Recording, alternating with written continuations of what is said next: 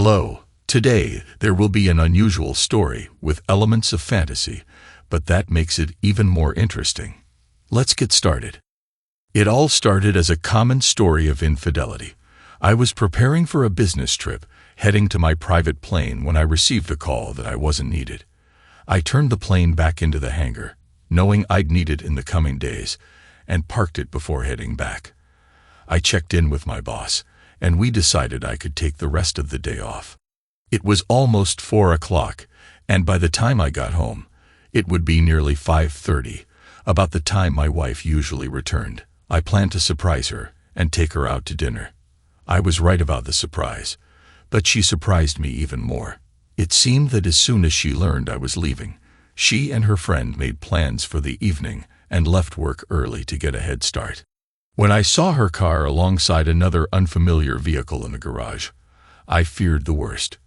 I cautiously entered the house and, as expected, found evidence of their hurried activities. Shoes scattered by the back door, a blouse on the steps, and other clothing items leading to the spare bedroom. The door was left ajar in their haste. I entered to find them alone.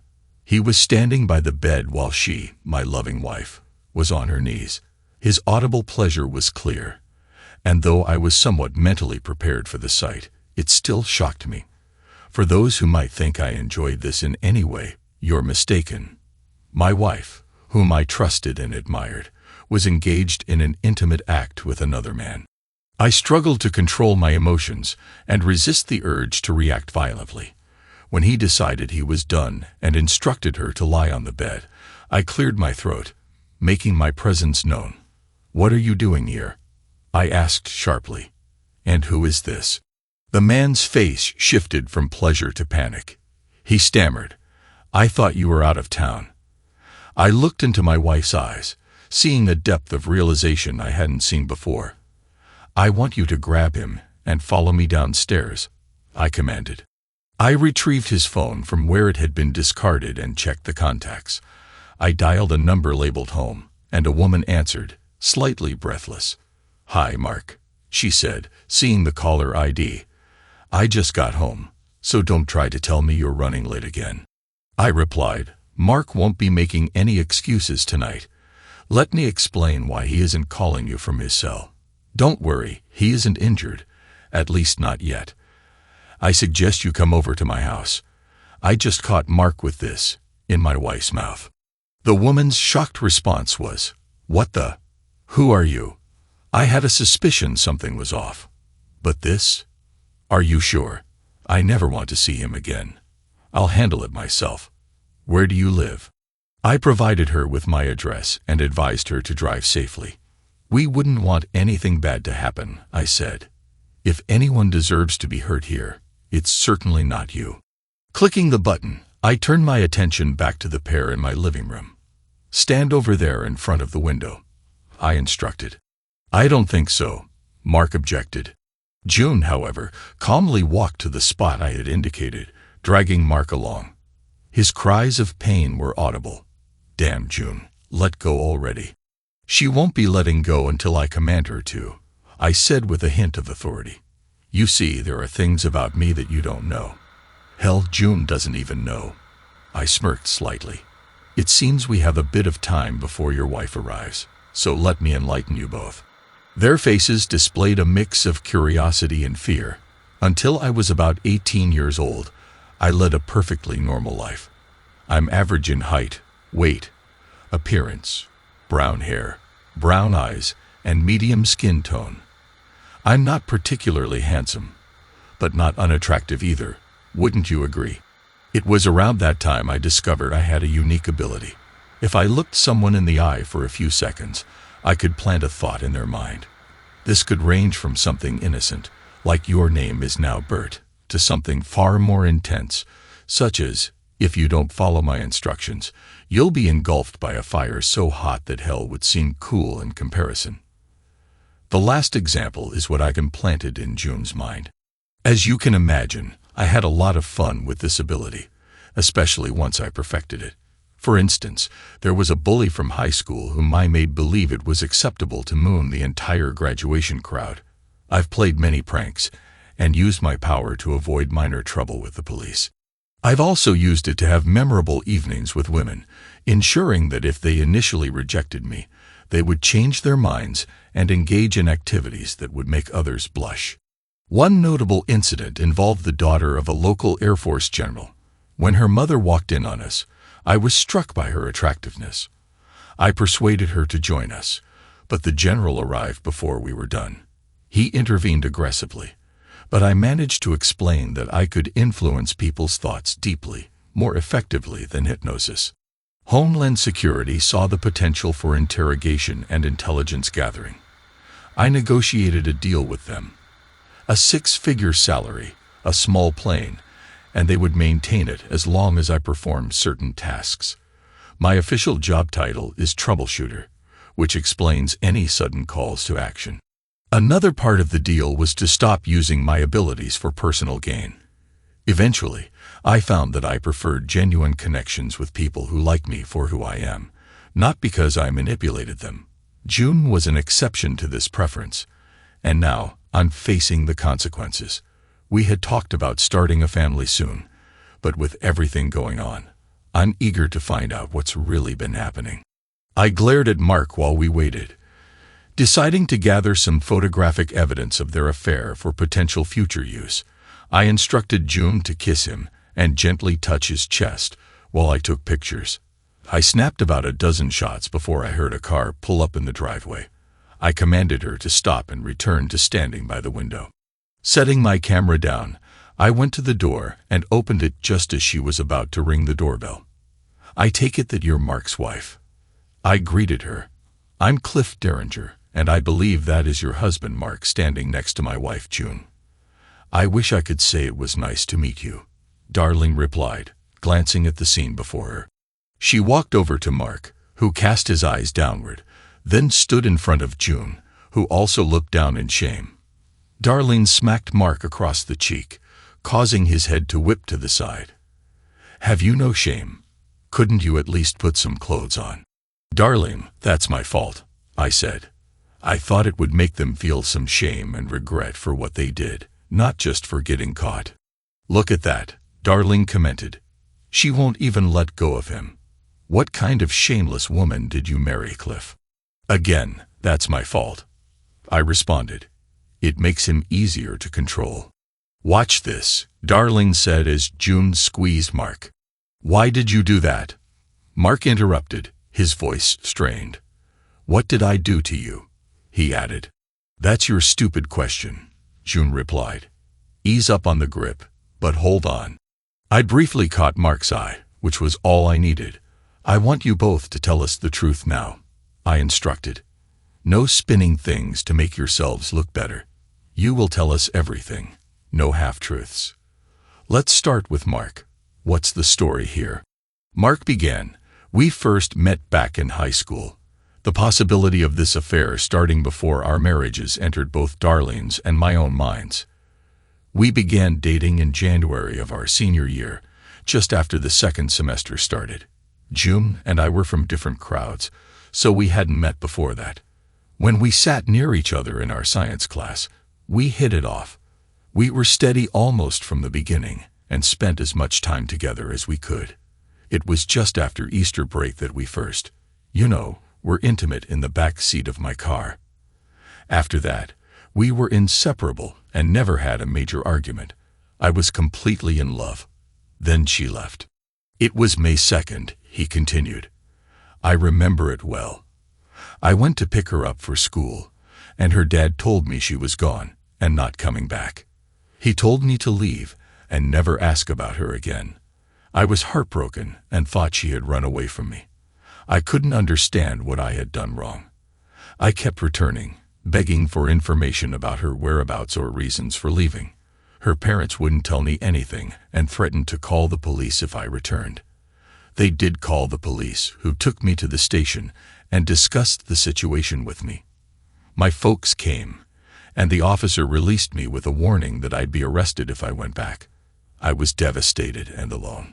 I finished my senior year and joined the Army for 4 years to escape my pain and loneliness. While in the Army, I met Darlene and married her. thinking I'd never see June again.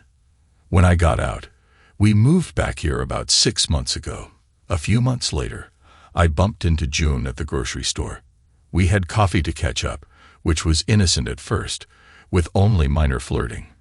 But 2 weeks ago, I came over one afternoon when you were away, and things got out of control. We both swore it would never happen again. But it did a week later, and today it is only the third time. We are both very sorry, and didn't mean to hurt either of you. Okay, June, now let's hear your side of the story, I said. The first part is just as he said, June began.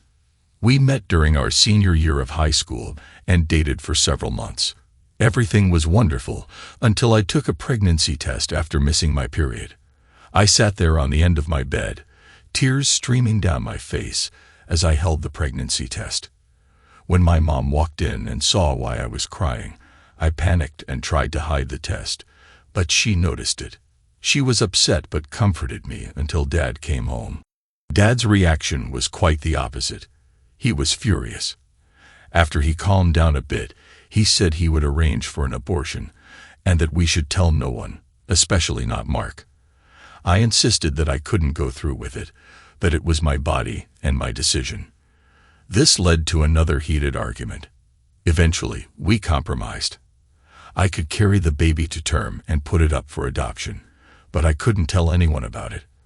I had to leave that night for my Aunt Janice's home in South Dakota, which is a 7-hour drive. I was instructed not to call anyone here, not even Mark, to say goodbye. That was one of Dad's unyielding conditions. If anyone found out, he would disown me and expel me from the family. So, you have a child out there somewhere that you never mentioned to me? I asked June. June replied, I went to Aunt Janice's and finished the school year there. I couldn't attend any classes that fall because I would be showing, which would violate our agreement. As I started to show, I became isolated in her home, with no contact with friends or other family members except for Mom and Dad, and I was so upset I didn't even speak to them. My world became my aunt, myself, and the child growing within me. I think my depression worsened when I was about 6 months along. When I got past that, I returned home only to find that Mark had joined the army and his family had moved away, having only stayed until his graduation. I felt so awful that I moped around the house for months until Dad convinced me to get a job to help me move on. I worked at Dr. Jensen's office and began dating after a while. About a year later, I met you, Cliff. Our life together was wonderful and made me forget all about Mark until we ran into each other in the grocery store. Well, isn't that just a sweet and innocent tale? Darlene remarked with a snide tone.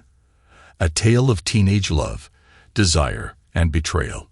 You both promised to love each other, and if this is how you show your love, I should return the favor by kicking you both out. So, were you planning to leave us for each other, or what? No, Cliff, June replied quickly. I love you. I didn't want to leave you. Mark looked surprised that he wasn't June's first choice, but said nothing. So, did you think I would accept your affair, or did you think you could have your cake and eat it too? Cliff continued. Did you really believe that you could cheat on me with Mark, giving him what is rightfully mine, as long as he wanted it? June responded, I didn't really think it through like that. I didn't want to leave you unless Mark left, darling. I guess I didn't fully realize how much it would hurt you. Cliff asked, What do you think, darling? Do I have a loving wife, or what? Darlene answered, I can't say I'm any better off. Mark and I were dating for about a year when I got pregnant with Joey, our son. Now I wonder if that's the only reason he married me. He was obviously still holding on to feelings for June. Mark looked surprised when June mentioned that she didn't want to leave Cliff. Mark began reluctantly, I haven't thought it through completely. I didn't want to leave you and Joey either, but part of me thought maybe June and I could make it work. It hurt a bit that she expressed her love and loyalty to him. I guess I thought she should only feel that way about me since I had never met Cliff. It was easy to pretend he didn't exist, and that June and I could just pick up where we left off in high school. I'm very confused because I still love you too, darling. Cliff concluded. They didn't betray each other, but they definitely betrayed us both. June and Mark started to protest this, but as they considered Darlene's observation, June clarified, it's a different kind of love. It's not more for one and less for the other. The love I have for Cliff is a mature, trusting love, a comfortable love. When I'm with Mark, I experience the intense emotions of first love, which never had the chance to fully develop. Do you remember when we married and took vows in front of many people to love and cherish each other, forsaking all others? You made a promise to love only me, and I promised to love only you. I don't recall a clause that allowed for any indiscretions. So, what other promises have you broken? Have you always been faithful to me since we married? Yes, June responded. That seems to call for more explanation. Have you ever done more than just flirt with someone else? Not since we were married, June said. What about when we were dating? Well, when we began dating, we weren't exclusive. I was still seeing someone else when you asked me out. I continued seeing him until we agreed to be exclusive. I didn't tell you about a few occasions when we met up just for physical intimacy. I felt bad about it because I had just ended things with him for you. So, you started lying and cheating on me almost from the beginning. How many times did this happen? We only met up a few times, June said. They didn't mean anything to me. They sure mean something to me, Cliff replied. They mean that you were unfaithful and deprived me of the time we could have spent together. No, Cliff, June said. These instances were only on nights when you were away on business. We wouldn't have been together anyway. That means you had to contact him to arrange these meetings. Even if you convinced yourself it was just a mutual arrangement, you initiated it. It sounds like premeditated cheating to me. It wasn't like that, June said, but her head hung in silence. When did you finally end things with him, and why? The last time was 4 months before we got married. It was a farewell meeting, because he was transferred to another city. Before that, our last meeting was just 2 months after we started dating. So, it could have continued as long as an excuse was available, couldn't it? I was really just trying to make sense of it all, June said, her voice breaking. I turned to Darlene. Is there anything else you need to confess? June's head shot up in anger at the remark, but then lowered in shame. I have one more confession. On the night of my bachelorette party, I got quite drunk. They hired a male dancer for a private performance, and things got a bit out of hand. My maid of honor joined us, and we were both quite worked up. I ended up being intimate with him in that room, right in front of Jenny. I know now that I shouldn't have trusted her, and I regret it deeply. I realize now that my actions have shown a lack of respect for our vows, and I'm truly sorry. Darlene turned to Mark. Mark, have there been any times you haven't shared with Darlene that you're not proud of? Have you done anything with my wife that you wouldn't have done if she were around? I went out with another girl once while we were dating, but we weren't exclusive yet, Mark admitted. I have flirted a bit over the years, but I haven't done anything I'm really ashamed of. This situation just happened.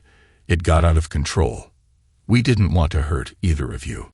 Darlene responded, being sorry doesn't fix everything. I agree, Cliff said, his anger evident.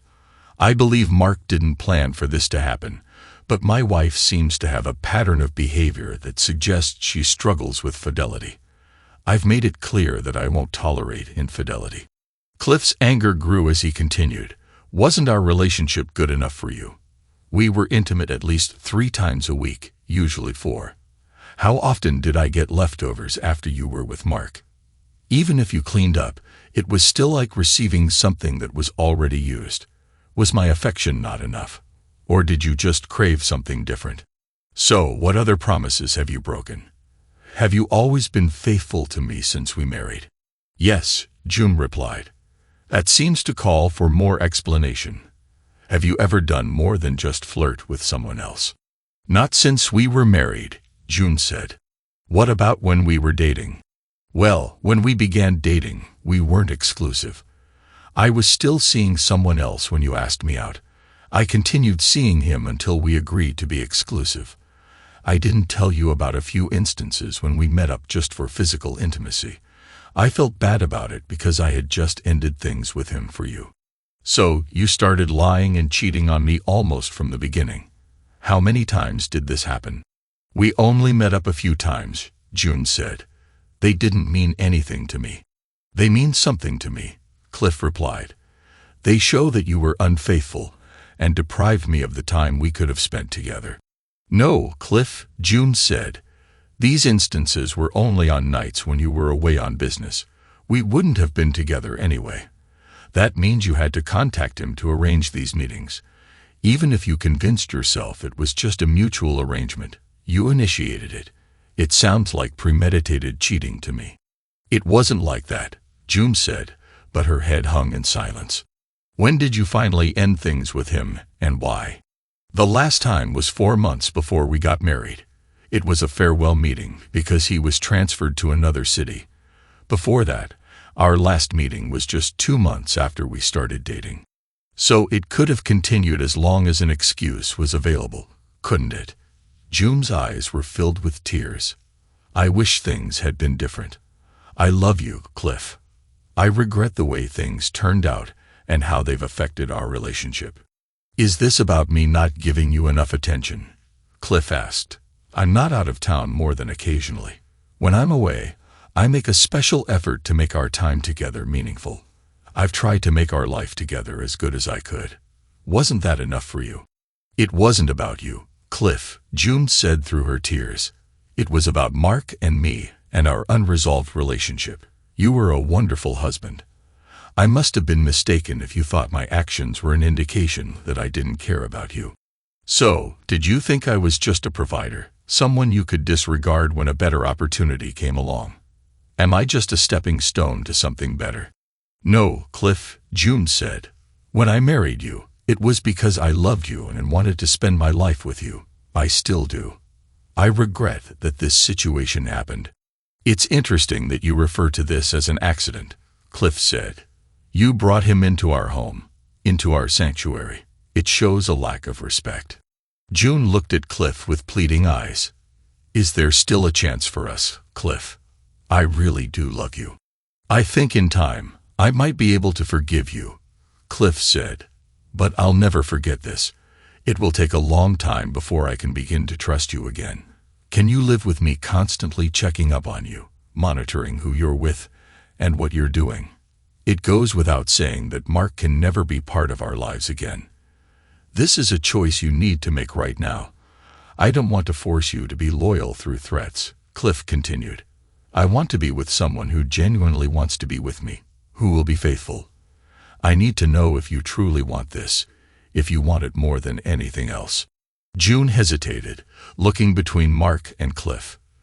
That's a big decision. Your hesitation tells me a lot. It suggests you might not love me more than him. And even if you choose me, you might soon regret your decision. June tried to move toward Cliff, but forgot that her hand was still touching Mark, pulling him across the room. She realized and stopped, dropping to her knees in tears. Please, Cliff, give me another chance. You made your choices, Cliff said. You'll have to live with the consequences. Darlene then addressed Mark. Mark, it looks like June might be available soon. Do you want to stay with your family or try to be with her? If you want to stay with her, you'll need to prove you're worth keeping around. Assuming you want to stay with me, I continued, you need to really want it. I'm sorry, darling. Darlene broke down, placing her face in her hands and slumping on the couch. Fine, I said. Now we see everyone's true colors, don't we? Some people, when faced with a situation like this, might resort to violence or humiliation. They might get a gun and resort to drastic measures, or publicly shame both parties involved. But that's not who I am. The tension in the room eased slightly. You both will face consequences, I said. June, if you recall, my job required a prenup due to the nature of my work. Your first punishment is that you'll receive only a fraction of our joint assets. If you'd managed to stay longer, you might have received more, but you couldn't even reach our second anniversary. The prenup stated that if either of us cheated, we'd receive either $10,000 or 5% of our total worth, whichever is less, for each year of loyalty. After 10 years, we would split evenly. But the plane is exempted, of course. You can have the bed where this happened, because I sure don't want it. Secondly, as part of his punishment, I continued, you cost him the ability to father children or engage in intimate activities, and you will live with that knowledge. Mark's punishment is that he will face significant physical limitations. I didn't elaborate further, but the implication was clear. Darlene looked at us with a mix of confusion and disbelief. Come with me to the kitchen, I whispered, leading her out of the room. In the kitchen, I explained that I had used a form of mental influence to ensure that Mark's actions would have lasting repercussions. This may seem drastic, but Mark's actions warranted a strong response. I haven't caused any physical harm, but I want to ensure he understands the severity of his actions and never repeats them. Darlene managed a small smile. I didn't expect to see that today. But it's a nice smile. Please don't lose it. I know this is a tough time for you and Joey. Promise me that if you need anything or just want to talk, you'll call me. I'm not a bad guy. I care about helping you. I'll be focused on my work for a while to process everything. I don't care about helping you. I'll be focused on my work for a while to process everything. You've gone from a complete family to a single parent with a young child. I said, that's a big change. My life won't change as much. I have my family's support, and I'll get by with their help. You might need to decide if you should kick Mark out or move out yourself. It would be better to stay for Joey, but I understand you might not be able to afford the house. Talk it over with your family. They know your situation better and can offer more objective advice. I will, Darlene said. In the meantime, make it clear to Mark that he's no longer welcome. I'm serious about helping you and Joey. It could be therapeutic for me as well. No strings attached. As we returned to the room, we heard raised voices. Mark and June were arguing. Why did you pull my balls off?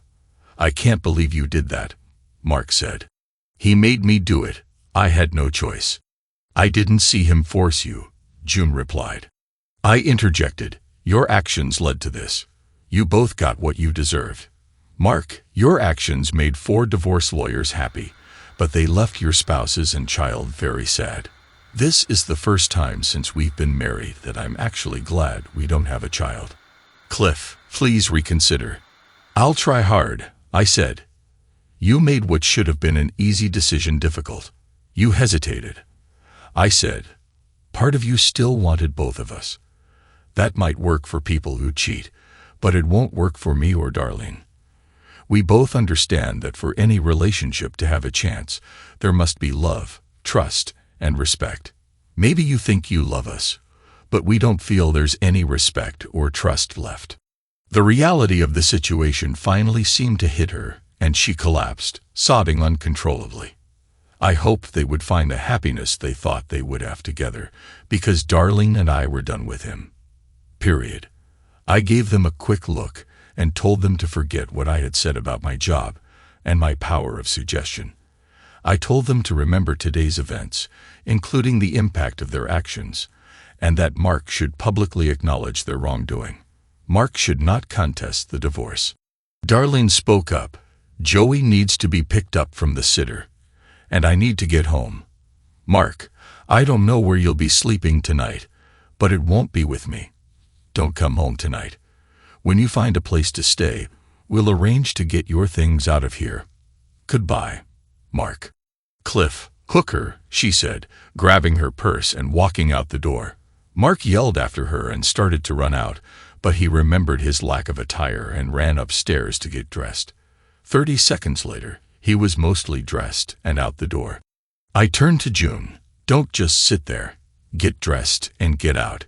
You have 10 minutes or I will throw your things onto the front lawn. I glanced at my watch. The timer is running. You better get going. June looked at me with pleading eyes. Seeing no sympathy, she slowly rose and went upstairs to pack. 11 minutes later, She came down the stairs, sniffling. "Where am I supposed to go? What am I supposed to do?" she asked. "You should have thought about that before you had your affair," I replied. "You are no longer my problem. It hurts me to say this, but there has been enough pain today. I had to do this to make a cleaner break for both of us. I called your dad to come get you. He should be here soon." "Oh no, what did you tell him? Did you tell him why?" she asked. "No, I didn't tell him anything. I'll let you explain that.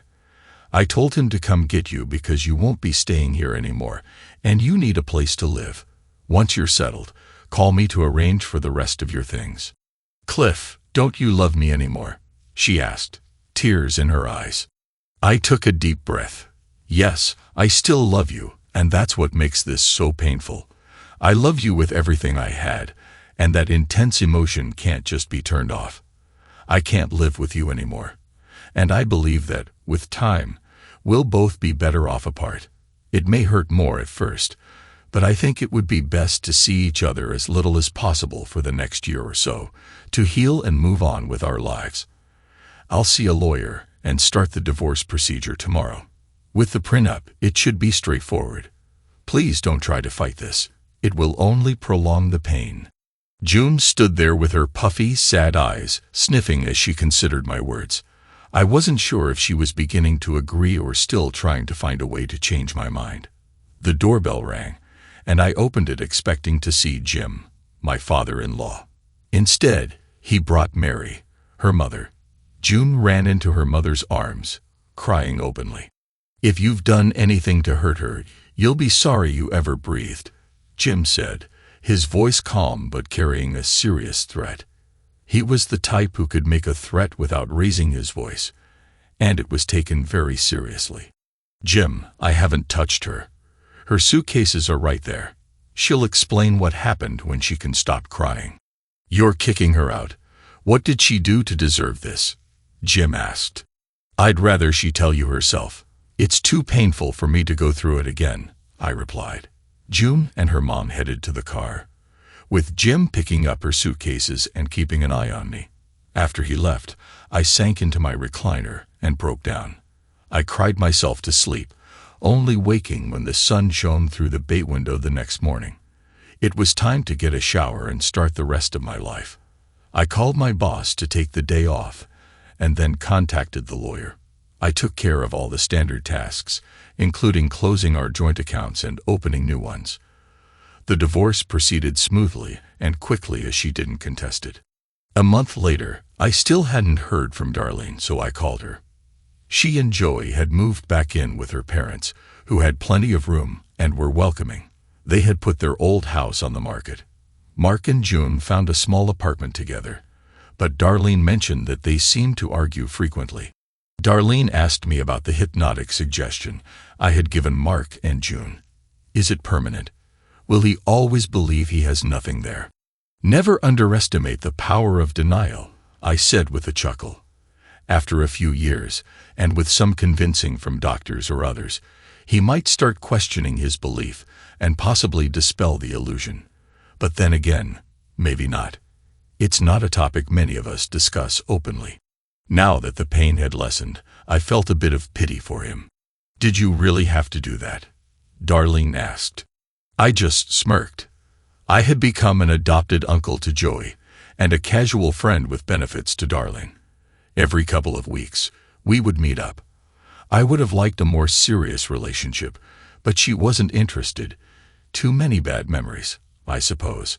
When I attended Joey's 4th birthday party, I noticed a man I didn't know. I asked Darlene if she had a new friend, and she confirmed that she did. I told her I didn't want to intrude, and that she knew how to reach me if needed. She was married to him 7 months later. The presence of this new friend at the party was a sign for me to start dating again. I began seeing a nice woman I met at the mall. We've been together for several months now, and I'm starting to trust her, though I'm more suspicious than I'd like to be because of my past experiences. It had been 14 months since the divorce when I ran into Mark at the grocery store. Ironically, he told me that due to his inability to satisfy June, she had cheated on him, and he had kicked her out, much like what happened with me. I felt some sympathy for him, knowing exactly what he was going through. "So, Mark, do you think you've learned your lesson?" I asked. "What lesson are you talking about?" he replied. "Will you ever cheat or have intimate relations with a married woman again?" I pressed. "I wouldn't even if I could," he said. "My ex-wife is constantly angry with me and keeps me from seeing Joey as much as I should. The girlfriend I cheated with also cheated on me, and now I'm alone, eating TV dinners every night. Sometimes I wonder why I keep going on. I can't even find solace in the usual ways." "I'm sorry for the part I played in the affair," I said. "You need to keep going because Joey needs you, even if you made mistakes. I know some people who can help with your situation in a way you won't even notice. I can't promise anything, but I'll see what they can do for you. On Friday night, drink some whiskey and pass out in bed. When you wake up, you might find a pleasant surprise," I added. "I promise I won't say a word," he replied. "Good. And if I find out you've cheated again or had relations with a married woman other than your wife, I'll come by and make sure you don't have that issue again." "I understand," he said. "Thank you, Cliff. If this works, I'll owe you one. If you ever need anything, I'll be there for you. You have no idea how much I've suffered." "Let's see if they can help you before you do something drastic," I said. "Remember, keep this to yourself." I gave him a knowing look as I walked away, hinting that his equipment would be back, though he'd have a hangover too. About 6 weeks later, I ran into Jim and Mary at the mall. I was about to just wave and move on, but Jim wanted to speak with me. "Cliff, I'd like a word, if I may." I shrugged. "Sure, go ahead." Mary and Jim wanted to express their regret about the situation. Jim said he felt it was partly his fault due to their reaction to her pregnancy. They wanted to apologize and hope that I could forgive them. "Jim, Mary, you didn't make her do anything. It's true you could have been more supportive, but I know you were trying to do what you thought was right. Hindsight is always clearer. I hold nothing against you, so there's no need to apologize." "Thanks, Cliff," Jim said. "We appreciate that. We also want to let you know that we sent her to a therapist. Initially, it was to help her deal with the aftermath of the affair, but she had a lot of issues to work through. She's getting better. The therapist suggested it would be beneficial if you could attend one of her sessions. You don't have to be there if you prefer not to, but it would help her." "I understand," I said, knowing it meant revisiting old wounds. "I'll think about it." Jim and Mary left, and I took a moment to reflect on everything. She doesn't even have to be there if you want. I know it means reopening old wounds, but it would aid her recovery, and that's important to Mary and me. Do you think you could do that for us?" I stared at them for a moment, taking in their sincere and hopeful expressions. They were good people who had made mistakes, just as I had. Despite everything, their friendship still meant something to me. I sighed. "Let me know when and where, and I'll do my best to be there." Their faces lit up with relief. "Thank you so much, Cliff. We'll call you as soon as she schedules it with Dr. Faraday.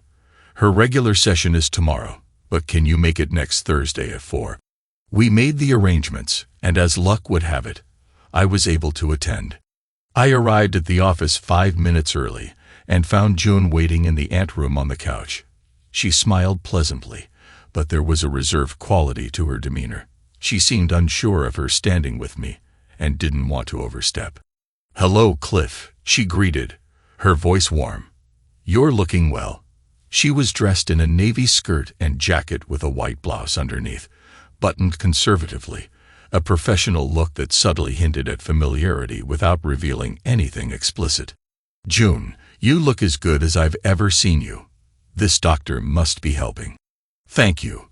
I really appreciate you coming today. It means a lot to me and my parents. I just want to be honest and let you know that this isn't going to lead to reconciliation. I can't live like that." "I understand. I've prepared myself for that, though I'd be lying if I said a small part of me doesn't still hope for us." "I guess you've heard about Mark and me." "Yes. And please don't take this the wrong way, But it didn't surprise me.